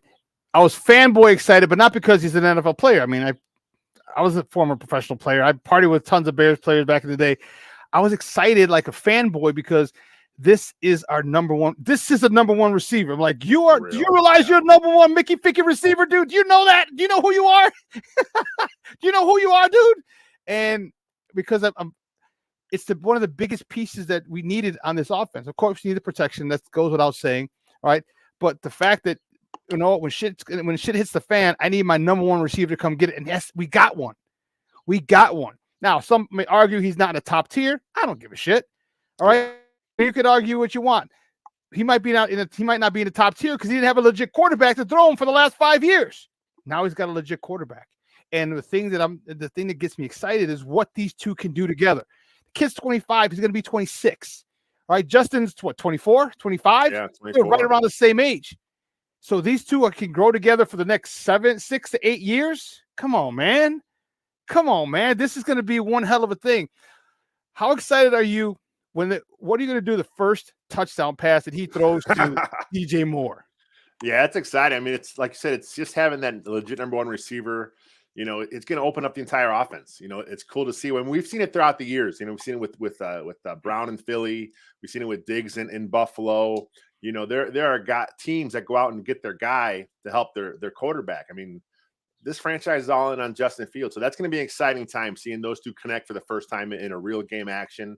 Of course, training camp's going to come here. We'll all be there and we'll be excited to see that connection build, during that time in camp. But man, preseason, moving on to the regular season, seeing that real connection, seeing exactly what he can do. I mean, as fans, we haven't seen this in Chicago in a long time. No, we haven't. And my guy Cornelius wants to know, do you think it's good? Very good question, Cornelius. Do you think the Bears have enough O-line depth? Yeah. I mean, There's no team that really feels comfortable with their depth, topping down on the O-line, because those five guys have to work together. They build a continuity within each other. They're a team within a team. So it would suck if they got some injuries. I know there's been a lot of stuff said about Lucas Patrick as his season last year, but man, this guy was hurt the entire season pretty much, and then he ended up going on IR. I think he's a capable backup. I'm fine with him in a backup role, as long as he's healthy, obviously. But besides that, I mean, there are some question marks. Jatiri Carter seems like he's going to be one of the other guards coming off the bench. There's been some rumblings that he may be working a little bit at center too. He could be a guy that's maybe another year away, but the Bears love him. I mean, they kept him on the 53 the entire season last year, so they must see something in him. They see some a light at the end of the tunnel, so to speak, with him. But after that, I mean, there's some question marks. It's just hopefully they stay healthy with Jenkins. Braxton Jones takes that step. Whitehair's got to stay healthy again, but the depth is a little concerning. But hey, it's training camps coming up. They still may make a move here in the next few weeks. We haven't addressed the edge rusher situation. Didn't get in the draft. Didn't get a 3 tech in the draft. Talk to me. What are you thinking? There's a lot of people out there. I just saw a list the other day of the people still out there in free agency. Many of them are. Here we go. Many of them are edge rushers. Who's choose? I'm trying to think. Like Matt Ioannidis. That's crazy. Dwayne Smoot, Ndamukong Suh, Carlos Dunlap. These are just names of some people who are out there. Yannick Ngakoue, that name we know. Jadeveon Clowney. So how soon do you think that before the Bears get involved in that mix? Because they're going to have to, even if it's for a 1-year flyer. How soon do you think before the Bears get involved and sign an edge rusher? Well, they've been talking about it, this whole offseason, whenever they've had Coach Flus, whenever they have Brian Poles, whenever they've had a press conference, they're asked the question, what about edge? And they say the same thing. Poles referenced a trade at one point. Coach Flus mentioned, picking up a guy at some point. So I think they're looking. I think they're talking to teams. I think they're looking for free agents. But I think the free agency market, some of these guys, man, they may want to be holding off for a better opportunity. I think some of these guys are veterans. The money may not be the top thing to look for. They're looking for a championship contender. And while we want to see the Bears legit contending for a championship, this may not be the year in their eyes. This is a 3-win team from a year ago. So guys like a guy like Justin Houston, for example, who's on the market, he may be looking for a ring. So maybe he's holding out. Same with a guy like Clowney. Maybe he's looking for a ring. So as the weeks go on and these guys still remain unsigned and the top contending teams aren't reaching out to them, maybe one of them now will end up in Chicago. Just about to say, does their price tag go down? 2 questions. So does the price tag go down if the longer they wait? Or are they just waiting because they just don't want to be in OTAs? They're like, you know what? Bump it. I don't feel like doing this shit. I'll just sign. I'm an edge rusher, dude. What do you need? What part of your scheme do I need to learn? Go get the quarterback. All right. That's my job. Go around this big mountain of a man, 300+ pound of a man, whoever he is, and go get the quarterback. All right. It's not for me. At that point, it's not rocket science. Like, you have a gig. What am I going to do? How many guys you think are probably just veterans just saying, hey, you know what? Wait till training camp and we sign a week or two beforehand and go that way. Yeah, I mean, that seems like the best way, especially with the Bears. I mean, they're not looking for a guy to come in and play, a ton of snaps. They're looking for a guy to come in, like you said, rush the quarterback. They want a designated pass rusher. They want a specialist, and those guys can come in with a few weeks left in camp as long as they stay in shape. And these days, all these guys are pro athletes. These guys train, all year round. They're in shape. They got to get in football shape, sure, but it won't take them very long. I mean, at some point, they're going to sign. They're going to bring in someone. You know what? And maybe it's just not in the cards for the Bears this year. I know they have a ton of cap space still. They like to do something, but they did throw a bunch of bodies at the D line. There is no legitimate speed rusher off the edge, but maybe they're comfortable with the guy like Walker, making a big step this year. He had a career year last year with the Titans. They brought him in. Maybe they're content with a guy like Travis Gibson bouncing back. Maybe they think a guy like Dominic Robinson, who has great athleticism, in year 2 in the scheme, year 2 as a pro, another year as an edge, maybe they believe in him. I mean, who knows until we get things started here, but I do think at some point they got to add a guy just because, the money's there. It'd be nice to have another vet come in kind of with this young group. So we'll see what happens in training camp. Yeah, you know what? And we're joined by Lester Wilfong Jr. He is the editor-in-chief of Windy City Gridiron, and we're talking Bears football here on Shawn and Maya in the morning on Sports Zone Chicago. You know, when they talk about, like you said, guys may want a winner, a contender. Why not go after a team that's going to contend in 2 years? All right, like the Bears. Like when people said Yannick Ngakoue, he's not coming here, I'm like, well, why wouldn't he? People don't think the Bears are going to be contenders next year. You know what I mean? Like, does it have to be this year? You know what I mean? It has to be this year, otherwise I'm done. I think if you're a a quality pass rusher or middle of the road like Yannick Ngakoue, all right, get a 2-year deal, or hell, even a 3-year deal. You know, you avoid the last year of the deal, whatever, get all your money up front, whatever. 2 years. I think next year in the 2024 season, the Bears are going to be pretty high of favorites, odds-on favorites to come out of the NFC. So you're in a championship window, and it's just not 23. It'll just be 24. And then also now you're coming back with the same guys. You're coming back a lot more continuity, a lot more of the personal stuff. Like, you don't know you're not gonna have to worry about where the practice field is or how to get home from the practice field. You're gonna know where to go eat. You're gonna know where to take your girl. You're gonna know where to take your kids. Like, all that stuff that people don't realize is still part of life still happens. It has to be figured out by pro athletes when they move to a new spot. Yeah, a guy like Ngakoue, he's a little younger. I think he's 28, 29. So a 2 or 3 year deal may make sense with a guy like him. Some of the other vets, though, I mean, they're in their 30s. You know, right. They're just looking for like I said, they're mercenaries, looking for a 1-year flyer. Plus, another part of this process is, you know, next year's draft class at edge, next year's free agent class at edge. You know, I haven't really looked too deep into it. From what I understand from talking to a few guys, the edge class in the draft is pretty good next year. Yes, so the Bears may be comfortable there.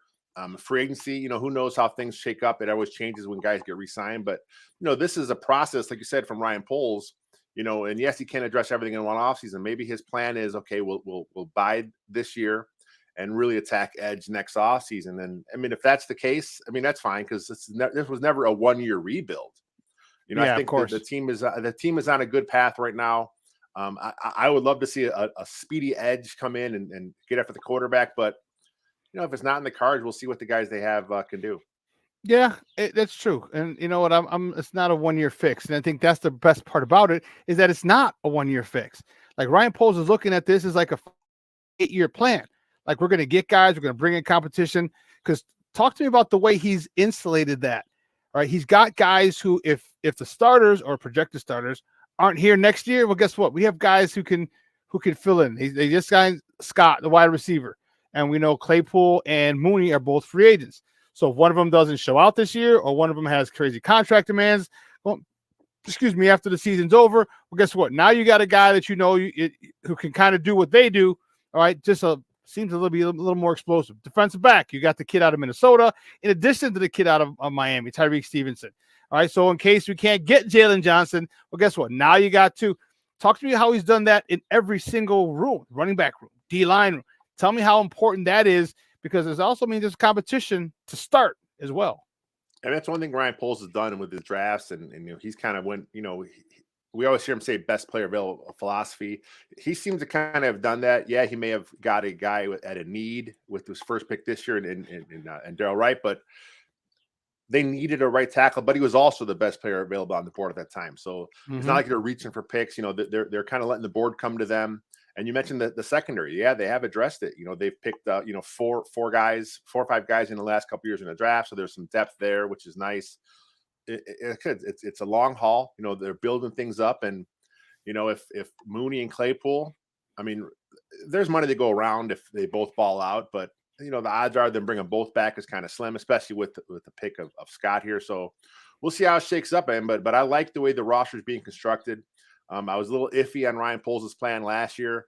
Some of the guys kind of he let go in free agency. Some guys he didn't want to bring back, but you know, it's coming into fruition. We're kind of seeing what he wants to do here, and he really laid the foundation, you know, this year for the future. Plus the trade with DJ Moore, man, he has draft picks. He has 2 first rounders next year. He has picks through 2025 because of the DJ Moore deal. So he has some ammunition there too. Do you see the Bears next season? Okay, look in your crystal ball over there when you see the Gridiron.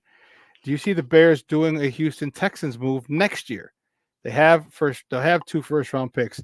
People don't anticipate Carolina being a a very good team this year, all right, with their 5'2" new quarterback, all right.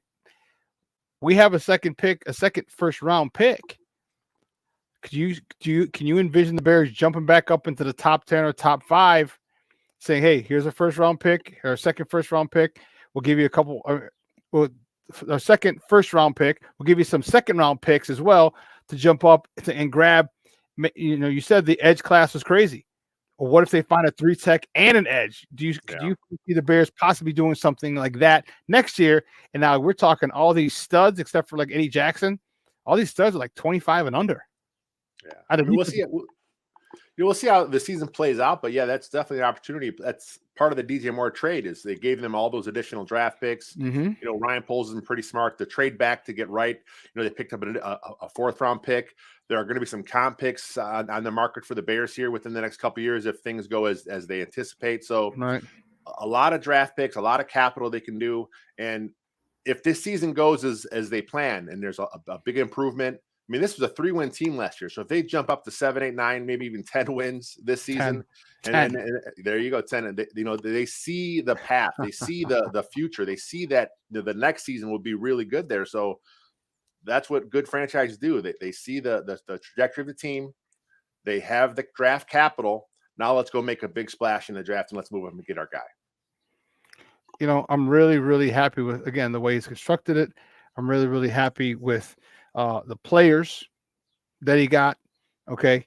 Talk to me a little bit more about the offense, the running back room. How excited are you about that room? Yeah, that's a fun group. I was a fan of David Montgomery. I would have liked to see the Bears re-sign him, but in the same token, I understand why they let him go. I mean, he got a nice deal with the Lions. They brought in Deonta Foreman, who had a fantastic season last year. He I think 900 some yards in the last 10 games. When the Panthers traded McCaffrey, he kind of stepped in and assumed that role.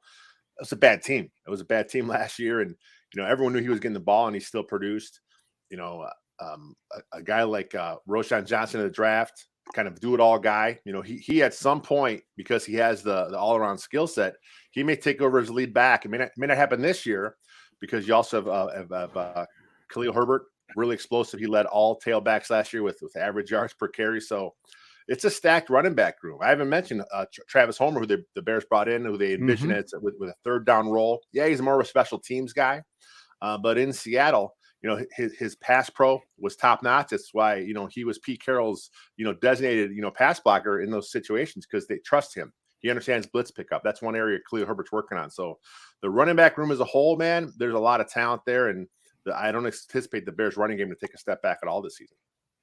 I don't either. I'm looking forward to actually being better because you have a 3-headed monster, actually a 4-headed monster, because we have, and not even including Justin Fields. And when Justin Fields, when it breaks down and he's forced to run, and I think that that's going to make him even more dangerous because of the fact that one or two things. As long as they continue to pound the rock, which they have a lot of great guys with nasty demeanors. All right, Darnell Wright is one of them. Okay, Nasty Nate Davis. Dude, a bird just hit my window. That's funny. Nasty Nate Davis. All right. And we all know how Tevin Jenkins is. We had to reel him in, like, stop taking the dude to the 3rd row, bro. Sideline is fine. 3rd row is a little too much. So I think it's going to be phenomenal. So now what do? Do you bring down an extra safety in the box to stop this run, or and let Justin and Cole Kmet eat big time, because that's going to be huge for him if they have a safety down there, or behind them you'll have EQ St. Brown or Claypool or Mooney or Scott even, or do you put him back because you're scared of that and then let Justin run? It just opens up different things, this run game, and for Justin Fields to do and to watch this guy, to anticipate what he's going to do. To me, it's got me so excited, because the person I'd love to be right now would be the offensive coordinator, Luke Getsy. Yeah. You have to have just drawing stuff out. You have to be drawing Madden type shit right now with the type of talent that you have at quarterback, running back, tight end.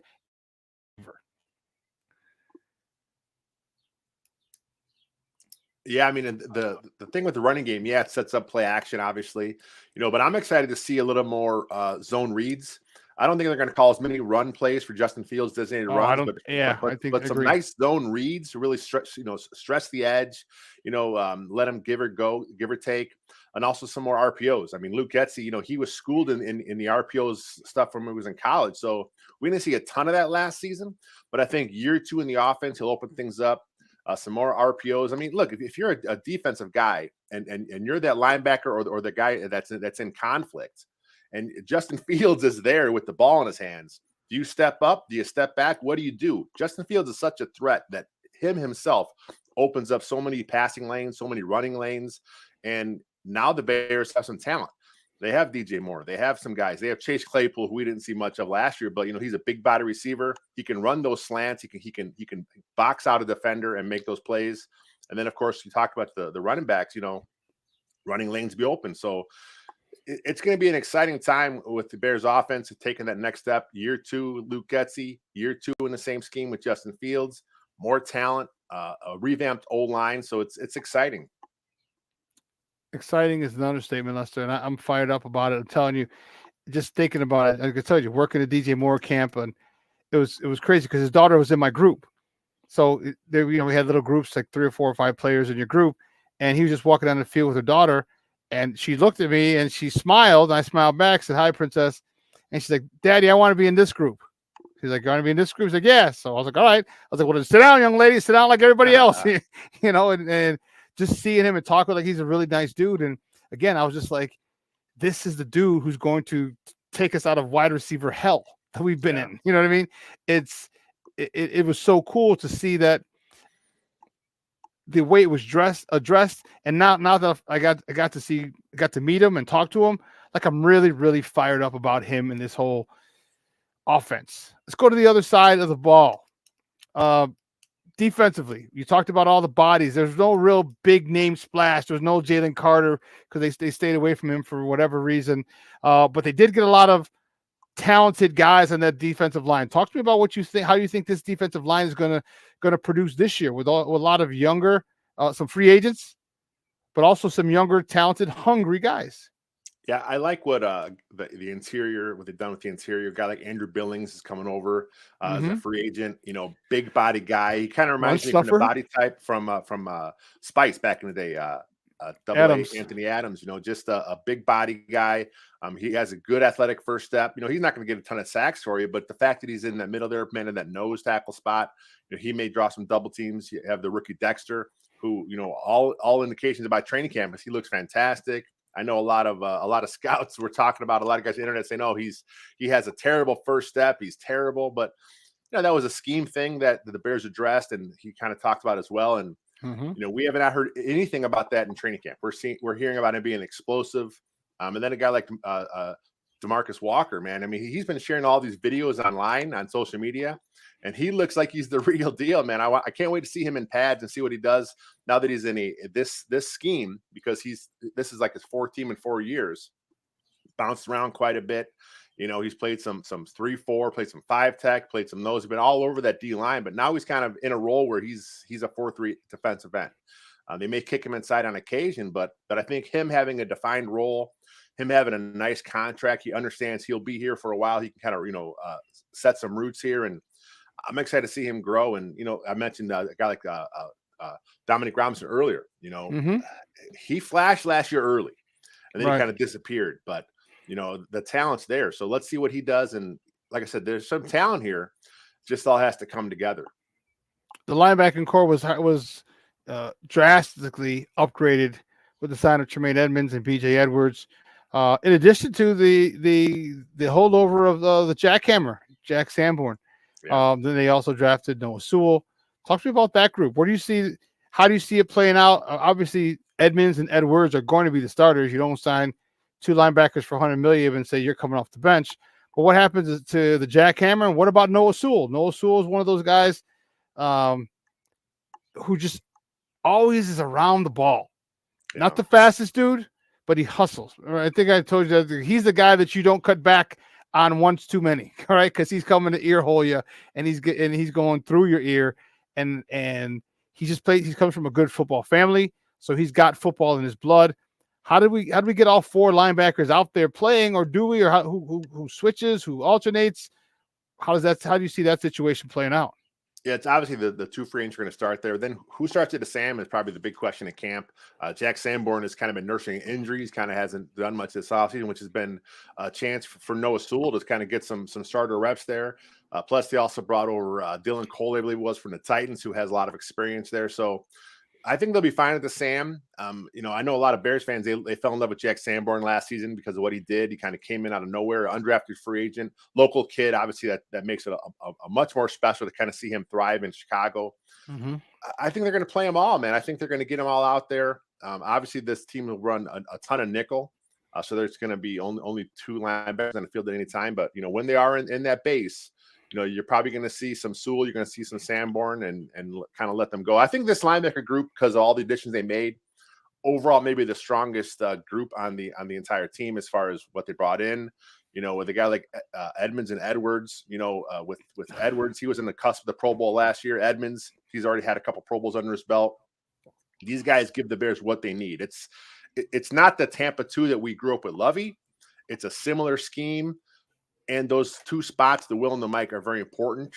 And we just didn't see everyone fit into the role last year. Now, Coach Flus and DC Allen Williams, they have the guys they want in those spots. And I think we're going to see a really exciting linebacker unit here for the Bears. Again, it comes down to the pass rush, though, man. If they can't get after the quarterback, it's going to be tough for that defense. But I think the pieces are there. We'll see how they all come together. So how improved do you think this pass rush will be? Like I'm not putting them on the, next to the 85 Bears or the Purple People Eaters or anyone like that. But I think the upgrade is there because, keeping it real, dude, that shit was horrible. It can't get any worse last year. The great part about that to me is like the DBs were making plays. The DBs were making plays without a pass rush. So how improved do you think this pass rush will be? Top 20, top half, top quarter, top 10, top 5. Where do you think this pass rush will be? Yeah, the D-line last year was pretty bad overall. They just couldn't put anything together. You had guys that I think are currently out of the league. Were starting for the Bears last year. The only guy they really brought back was Justin Jones, who I thought flashed a bit at times. But again, now he'll fall into his place. So yeah, they went from the worst pass rush. They went from the worst against the run. So, like you said, they can't get any worse. They're going to get better. If these guys just improve to 20, 22 in that range, as far as stopping the run, as far as getting out the passer, it's going to help that secondary. And man, like I said, a lot of it these days, a lot of teams, the edge is important, obviously, but so many teams want that up the middle pressure. They want those big guys. And I mentioned Billings has a good push there. Yeah, a guy like Dexter, who, again, all indications is he's just a big, strong, fast dude. And he's like, 6'4", so he's got the size to kind of get in passing lanes. If Dexter can kind of become the guy they believe he is, and he really push that pocket and shut down the interior, that's going to open up so much stuff for the edges. And even though they don't have a legitimate speed threat off the edge, just having that push up the middle, it creates opportunities for other guys. Yeah, and it could buy the guys who aren't the speed rushers. It can get them that extra second or so, maybe even 1.5. And man, you know as well as I do, you get a quarterback to hold the ball for an extra second, God forbid, an extra second and a half. Man, that could be horrible for the offense's part. And I agree with you. I think that we're going to have some good pressure up front. If nothing else, just the fact where they can't step up. And that's important, because if you can't step up and you got to go around, go left to right, and we get some improved edge rushing, man, I'm telling you, this secondary is going to eat. This secondary is going to eat, and they're going to eat big time. Last question before we let you go. Eddie Jackson should be back at 100%. Talk to me about him. What kind of year do you think he's going to have? He started off last year well. He looked like the Eddie Jackson of his first couple of seasons. Big time playmaker before he got hurt. Now he's got, along with Jalen Johnson, he's got a Kyler Gordon who's no longer a rookie, who's earned his stripes and done better. He's got a Jaquan Briscoe who's no longer a rookie, who's earned his stripes and gotten much better. And because we know he likes to separate receiver from ball. He's got a new cornerback in Tyreek Stevenson, who most likely is going to win that job. He's got improved teammates. Talk to me about what kind of year you think he is going to have, especially with an improved pass rush. Yeah, I mean, Jackson was on a Pro Bowl path a season ago. And it's funny because when training camp started, Coach Flus called him out a few times. You know, he really went at him in the media a little bit. If you were at training camp, you heard him yelling at number 4 there on the field. You know, he wasn't happy with some of the stuff he was, but really quickly, Eddie Jackson bought in. He bought into that hits philosophy pretty quick. And as the season went on, he not only got better as a football player, he became a team leader. And that's where he is right now. I mean, he is a veteran on that in that secondary. You know, he will be back there, you know, doing his thing, helping direct traffic. And I think he's in a good place because of the guy next to him with Brisker. It's a better fit schematically. They work well together. And you mentioned the talent at corner as well. So again, he's got to stay healthy. But man, I think a Pro Bowl type All Pro season is in the cards for Eddie Jackson. If he has an All Pro season, even if it's second, if he gets that means that this secondary is eaten. Yeah. That means they're turning the ball over. That means we're getting shorter fields for Justin Fields. That means we're scoring a lot of points. Man, Lester, that sounds Charlie, I like it. I like it, man. I'm fired up about it. It's going to be interesting to see as it unravels. So we got another 3.5 weeks, maybe just about 4 weeks left before the report on the 25th. What you got going? What you talking about over on your platform? Because, like I said, it's kind of the dead time, and unless there's a signing or something, or what do you got? One of going our over guys, there? Bill Zimmerman, is running through his 10 Bears the most approved series right now. I'm going to kick off my 10 most important Bears of the season coming up here pretty soon.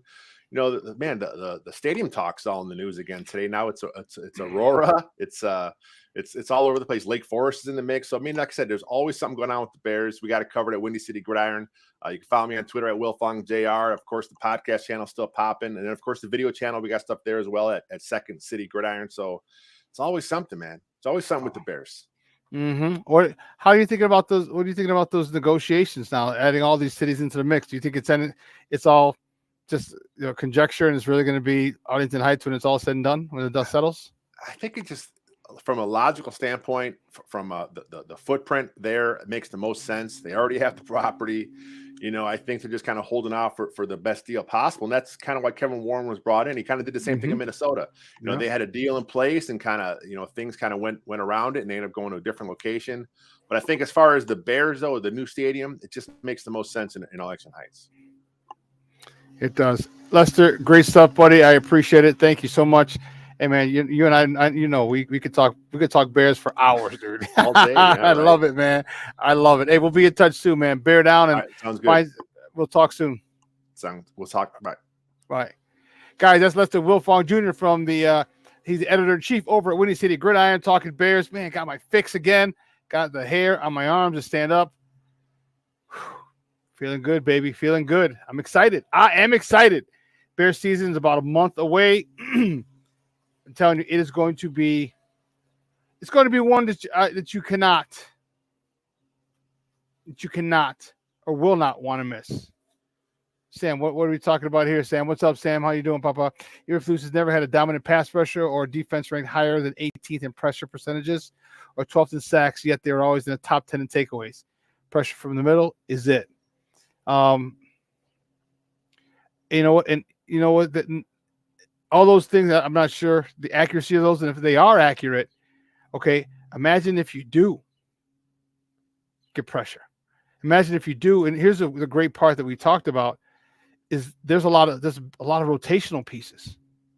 Okay, these are young guys. They're trying to, when you get to the NFL, you're trying to get to your second contract. All right. You're trying to get to your second contract. So you have a lot of guys here who are trying to get to their second contract. And guys who get their second contract are trying to get to their last contract. Okay? Because you're really only going to get 3 for the most part. 3 contracts in all from PFF. Okay, cool. You're trying to get to your next, if you can get to your third contract, man, your life is going in a different direction than before you got drafted. You know what I mean? So you'll have generational wealth, as long as you invest it right and properly manage it. But that's what they're gonna, that's what they're doing. You're trying to get to your second contract, so the attitude, the edge is there. So that's why Cornelius says that's why I'm not worried for our edges as a lot of people. I'm not worried about them as much either, Cornelius. You know why? Here's why. I'll tell you about it on the other side of the break. I'll tell you why I'm not worried as much as other people are. Let's take a quick break, all right? On the other side, we'll finish up that conversation. So don't go anywhere, folks. Keep it locked right here. Shawn and Maya in the morning on Sports Zone Chicago. Hey, it's your boy, the SuperBack, Shawn Sierra, and be sure to follow Sports Zone Chicago on all social media platforms, on Facebook, Instagram, and our Roku channel. You can find us at Sports Zone Chicago, and on Twitter, we are at Sports Zone Chi. Also, be sure to download our mobile app so you can take Sports Zone Chicago with you on the go. Time out. How are you feeling right now? Happy? Excited? Angry? Overwhelmed? One of the best things you can do for your mind health is to name what you're feeling. It can sharpen your awareness and help you talk about your feelings with someone you trust. Here are 3 questions to ask yourself. Where are your thoughts right now? In the past, the present, the future? Do you notice any sensations in your body? Is your heart beating fast? Is there a flutter in your stomach? Or are you fully relaxed? What do you need right now? Time with others? Time to yourself? Remember, there's power in this awareness. So find ways to identify what you're feeling today.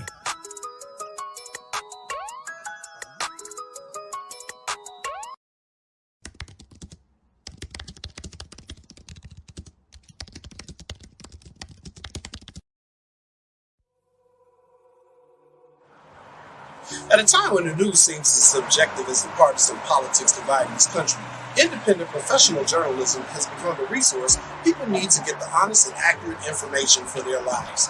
That's why I created JQuickReports.com. As a born and raised Chicagoan, I know this city better than anyone. So my investigative stories are all original, and they'll go deeper to expose the truth by using information obtained from public information databases and in-depth interviews with the movers and shakers. My future stories will introduce you to people and businesses who are changing the world, not just Chicago.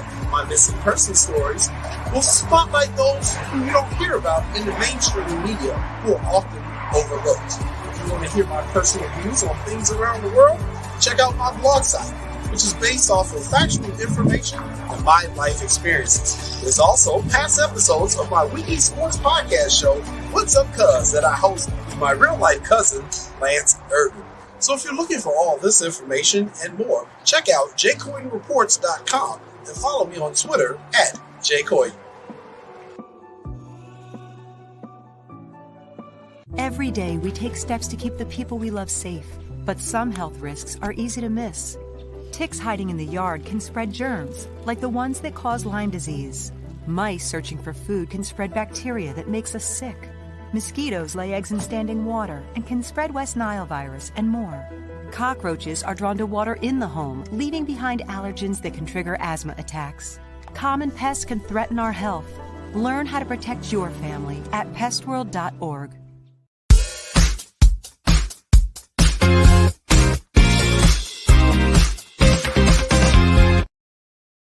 June at OPS over 1,000. It's that on the ground and hard.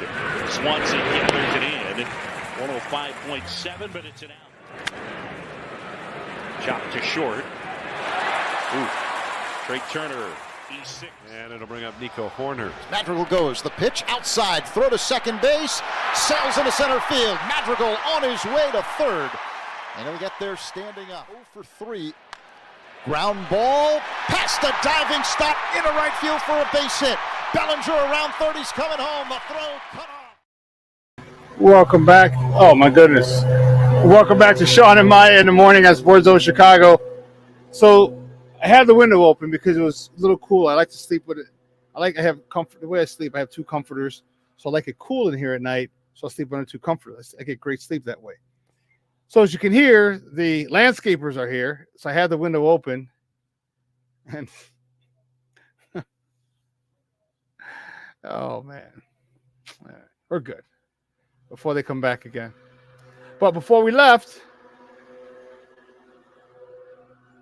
let's see. It was okay, Sam, please do me a favor. Do not blaspheme on here with that nonsense, please. Please don't blaspheme.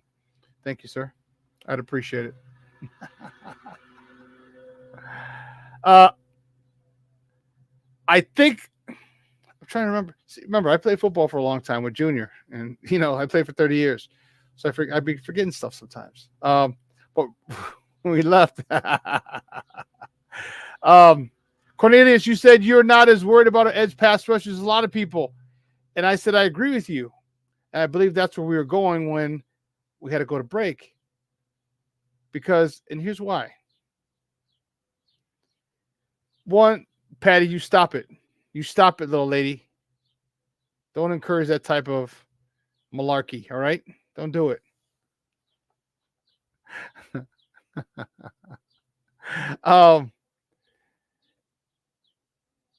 26, okay.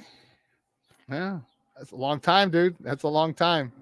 Here's why I'm not worried about it. With the pressure that we'll bring up top, and I'm not even saying we're going to have 15 sacks from the interior, from the 1 and 3 technique. I'm not saying that at all.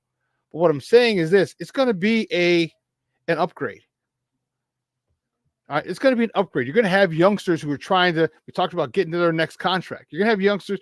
They understand what this offense is going to be. They understand who Justin Fields is. They understand who DJ Moore is. They understand what the possibility of those guys playing together for the next few years can bring to this team in this city. They're going to be around for it. How do you stay around? You make plays. How do you get to your second contract? You make plays. I think the culture, and here we go back to that word again, the culture that's been set. There's competition every single day. Every day.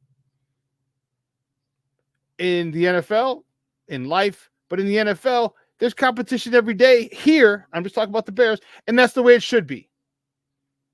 Okay? You may have a starting job sewn up, but guess what? They're bringing in a rookie to push you.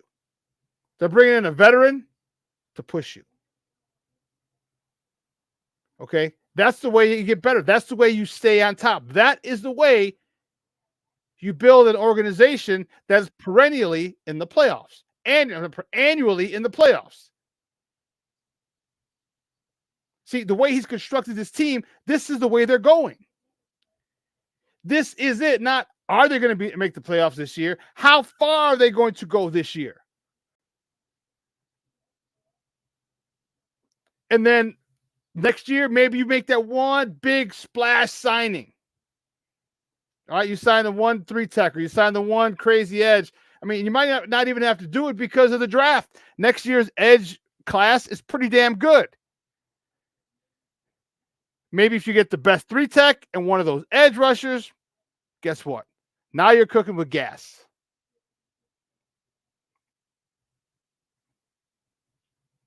So I'm excited about the season, as I said. Yeah. Guys, we're going to talk more about this on Friday, but NASCAR is coming to Chicago. They've already started the blockage of the streets, the construction of the construction of the course. It is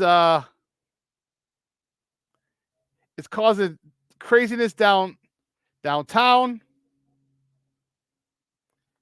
And here's the thing.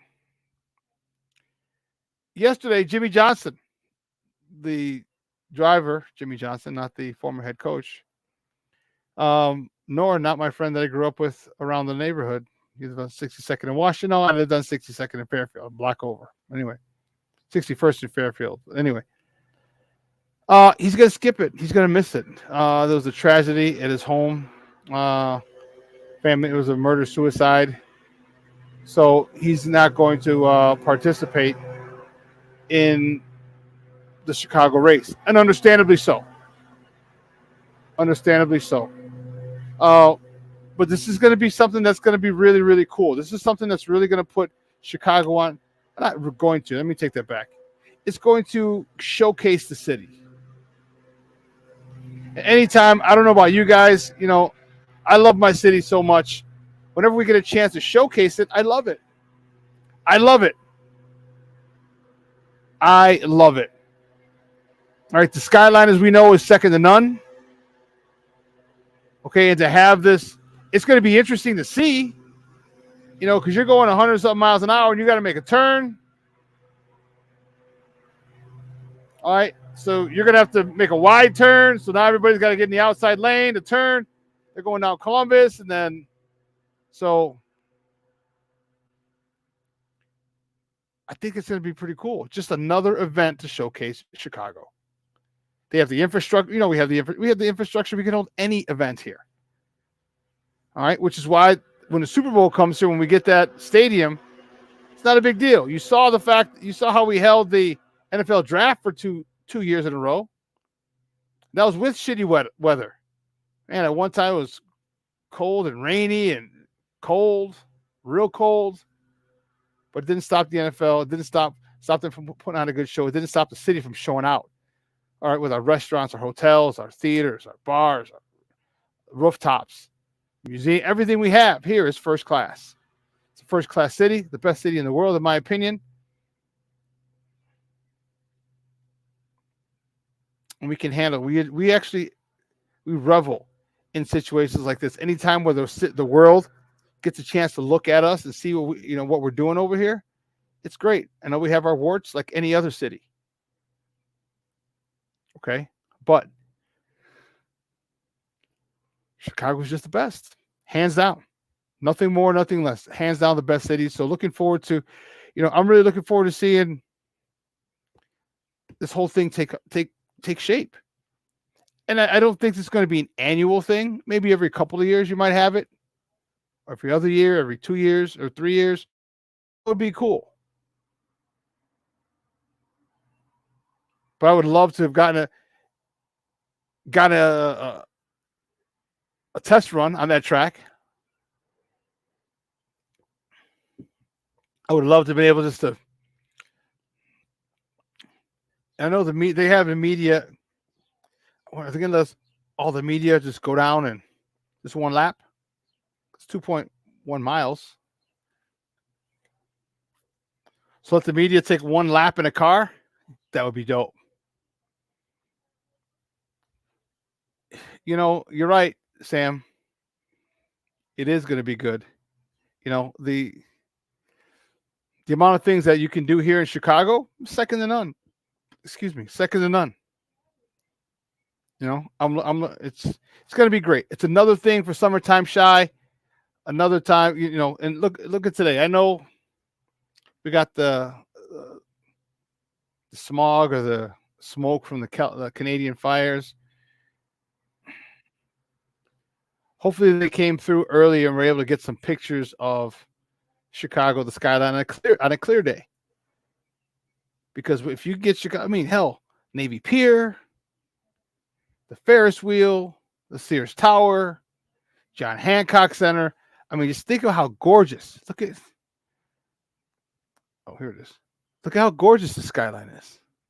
Look, the skyline is amazing. Top class. Thank you, Junior. The restaurants here are second to none. Second to none. So it's going to be interesting. Just interesting to see. I want to see how it plays out. I want to see if it works. Because if it works, then it might become a more permanent thing every year, every other year, if it works. Of course, there's going to be a pain in the ass for traffic. But you know what? We'll deal with it. We will deal with it. So You know what? I didn't get to say hello to. For some reason, I screwed up my. There it is. Oh yeah, this one stinks. This thing it was a top of the morning topic, and I put it down. It was one of the first ones I did, so it was easy I forgot it because it was so far down on my pictures list, and so this is sad. This is really, really, really sad. When you get people who are young and they're gone way, way, way before their time, it man, it hurts. Being a former teacher and a coach, you love the enthusiasm, the new perspective on life that kids have, younger people have. This one sucks. All right. This one sucks. Former NFL quarterback Ryan Mallett. All right. Has died at the age of 35. Died at the age of 35 due to a boating accident, a drowning accident. According to an article in Bleacher Report by Aaron Walsh, he died Tuesday from drowning at a beach in Destin, Florida. And this is per Luke Matheson of the Deltaplex News. He was 35.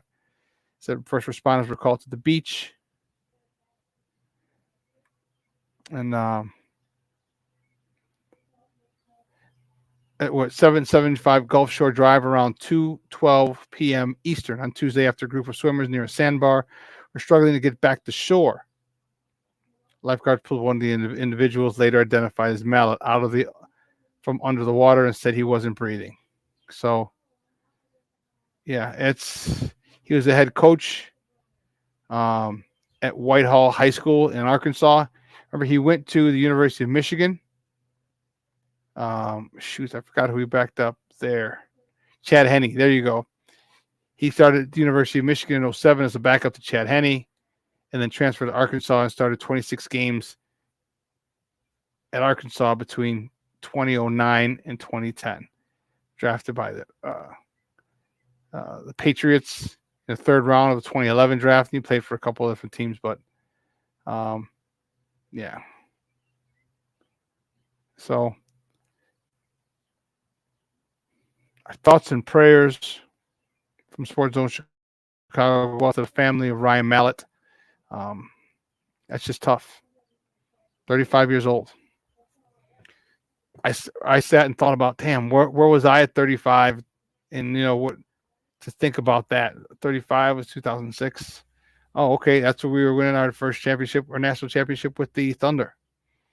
My second, because we won. Junior and I won a national championship in 1999 with the Chargers. But then I went on to win two more with the Thunder. 06 and then 08. So that's where I was at 35. Crazy. Guys, this is why I tell you. This is why I tell you after every show, enjoy your loved ones. Give them a big hug and kiss. Tell them you love ones. Spend time with them on weekends or during the day. Just give them a call, give them a text. You just never know. You just never know. So, yeah, that one hurts. Yeah, that hurts. Yeah, so there are tons of people who are going to have a free view of it. All right, you live in one of the high rises there, either on Roosevelt or on Michigan Avenue. You're 10, 12 stories up, 15 stories up or higher. Man, you got a perfect view. I wonder how many places. Here's the real question. How many buildings over there are going to say no access, no roof access on Saturday because they don't want too many people on the roof? That would be dope. That would be dope. The Sears Tower, since that's the closest one. I only want to go up to like 50. Yeah, only make 50. Because if I'm too high, then it feels kind of like surreal, like it's not even there. You know what I mean? I don't want to be too close, but I want to be just high enough where I can see pretty much the whole track. and watch everyone go. And yeah, that'd be pretty dope for me. Damn. Well, listen, 2 hours is come and gone. Holy shnikes. I want to thank my guests. John Dietz today coming on talking Chicago Blackhawks with your boy. It's nice tonight. Connor Bedard gets picked with the number 1 overall pick. 17-year-old stud muffin is going to be playing with the Chicago Blackhawks this year. It's good to have that rebuild and get that stud, special kind of player to kind of recharge your franchise, or our franchise, I should say. And then Lester Wilfong Jr. from Windy City Gridiron coming on talking Bears football with me. It was fun as all get out. You guys know I love talking Bears. I could sit there and talk Bears till I blew in the face. And I'll still keep talking. But great. Thank you, guys. Lester, thank you. John Dietz, thank you. I know his voice was a little scratching, but I appreciate him being a gamer and coming through and making it happen. Listen, we're going to take a 45-hour break, all right? On the other side of the break, okay?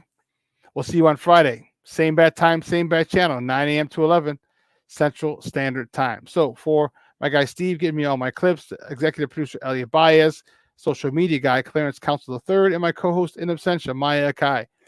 Guys, I'm your boy, the Superback, Shawn Sierra. Guys, have a phenomenal day. It's going to be nice. It's going to be warmer, a lot warmer. High 70s, low 80s. Is that where we're at today? Where we at? Holler at your boy. But it's going to be in the 80s the rest of the week. So enjoy it. Like I said, spend time with your loved ones. High of 83 today, 89 tomorrow, 87 Friday, 84 Saturday, 82 Sunday, 88 Monday, 90 Tuesday. So we're hitting the stretch.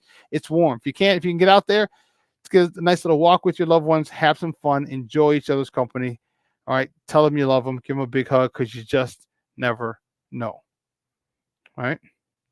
Well, here's what I do know. It's time to roll.